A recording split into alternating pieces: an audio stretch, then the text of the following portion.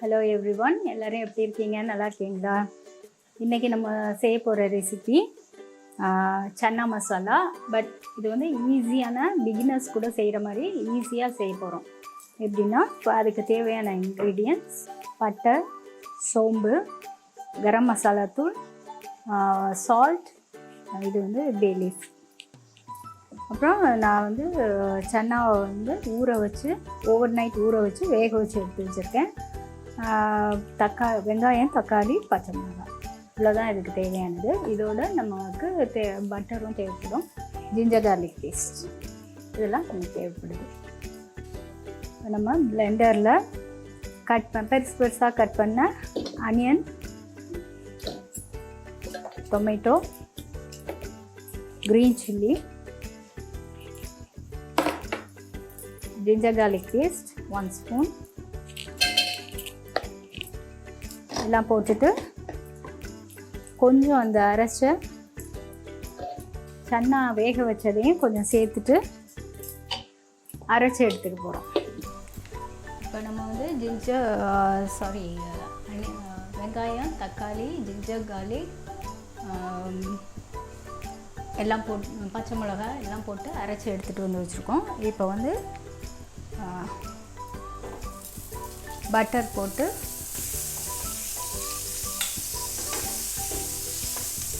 Melt ஆனதும் அதில் பட்டை, சோம்பு,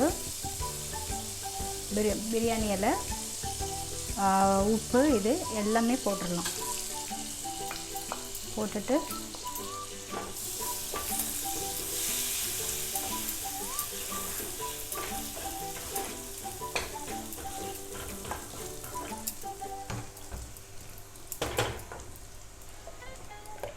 அரைச்சதை இதில் ஊற்றிடுறோம்.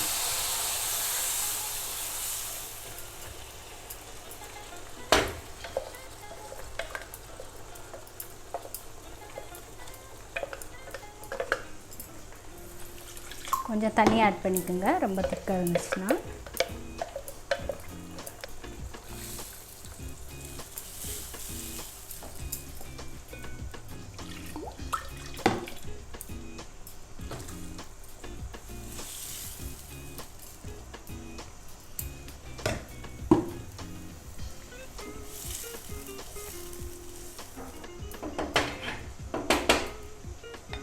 இது வந்து நல்லா கொதிக்கட்டும். கொஞ்சம்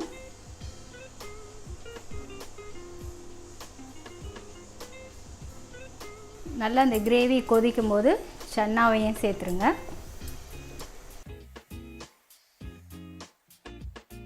சன்னாவையும் சேர்த்துட்டு நல்லா பாயில் பண்ணுங்கள். நல்லா இது சுண்டி வர வரைக்கும் கொதிக்க வைக்கணும்.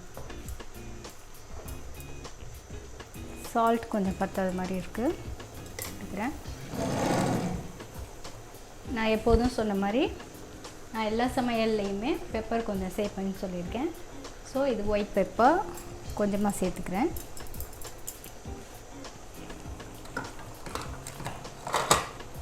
கொஞ்சம் பிளாக் பெப்பரும் க்ரஷ் பண்ணி போட்டுக்கிறேன்.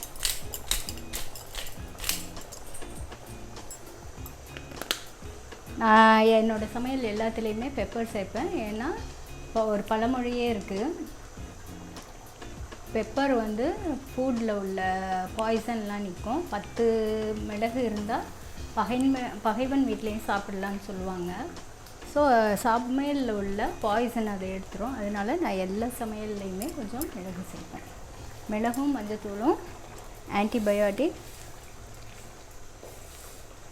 இப்போவே வாசம் நல்ல வாசமாக இருக்குது.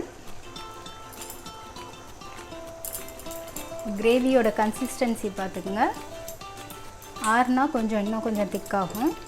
ஓரளவு இந்த கன்சிஸ்டன்சி இருந்தால் போதும்னா ஆஃப் பண்ணிடலாம். நான் இன்னும் கொஞ்சம் திக்காக வேணும் எனக்கு. வெயிட் லாஸ் பண்ணணுன்னு நினைக்கிறவங்கலாம் சன்னா கட்டாயமாக உங்கள் டயட்டில் சேர்த்துக்குங்க. சன்னா வந்து ஹை ப்ரோட்டீன், வெயிட் லாஸ்க்கும் ரொம்ப ஹெல்ப்ஃபுல்லாக இருக்கும்.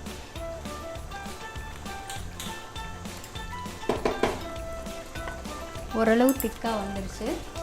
இப்போ லாஸ்ட்டில் க்ரீம் இருந்தால் க்ரீம் சேர்த்துக்குங்க. என்கிட்ட இப்போ க்ரீம் இல்லாததுனால நான் பால் கொஞ்சம் சேர்த்துக்குவேன்.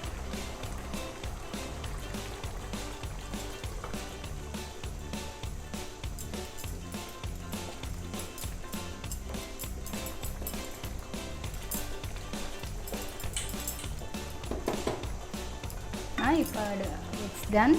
நான் இப்போ ஆஃப் பண்ணுறேன். ஸோ நம்மளோட சன்னா மசாலா ரெடி ஆயிடுச்சு. நான் கொஞ்சம் கிரேவியாக வேணுங்கிறதுனால முன்னாடியே ஆஃப் பண்ணிட்டேன். இன்னும் திக்காக வேணும்னா இன்னும் கொஞ்சம் நேரம் கொதிக்க வைங்க. மேலே வந்து வெங்காயத்தாள் மேலே தூவிடுறேன். இப்போ நான் டேஸ்ட் பண்ணி பார்த்துட்டு உங்களுக்கு எப்படி இருக்குன்னு சொல்கிறேன்.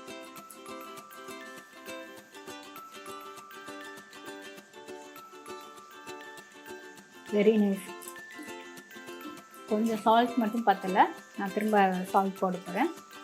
மற்றபடி டேஸ்ட் ரொம்ப நல்லாயிருக்கு. நீங்களும் செஞ்சு பார்த்துட்டு உங்கள் கமெண்ட்ஸை எனக்கு தெரிவிங்க. என்னோடய ரெசிபி பிடிச்சிருந்துச்சுன்னா லைக் பண்ணுங்கள், ஷேர் பண்ணுங்கள், கமெண்ட் பண்ணுங்கள். என்னோடய சேனலுக்கு சப்ஸ்கிரைப் பண்ணுங்கள். மறக்காமல் இந்த பெல் பட்டனையும் ப்ரெஸ் பண்ணுங்கள். அப்போ தான் நான் அப்லோட் பண்ணுற வீடியோஸ் உடனுக்குடன் உங்களுக்கு வந்து சேரும். Until next video, bye.